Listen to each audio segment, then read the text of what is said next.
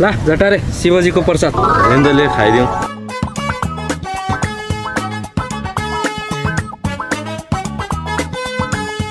अब शिवरात्रि पनि गइहाल्यो झटारे।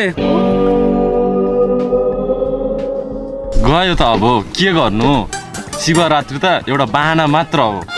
गाँजा खाएर केटी नपाउनुको दुःख लुकाउने चाहना मात्र हो मैले पनि केटी नपाएर यसो गइरहेर सोद्धा त कहिलेकाहीँ त मेरो खप्परमा केटी भन्ने जात त लेखेकै छैन जस्तो लाग्छ। होइन यो झटारे लेख्ने लेखकले पनि नलेखे हो कि कुन दिन म यो झटारे लेख्ने लेखकलाई मुद्दा हालिदिन्छु।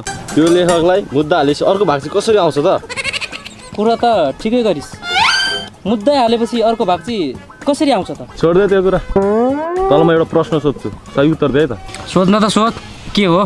सोच, यदि तेरो गर्लफ्रेन्ड राम्री कोही होइन, सोच भनेको क्या। ए सोच भनेको म त कहाँबाट आएछ भनेर नि, भन्न त के भन्नु लाथिस्?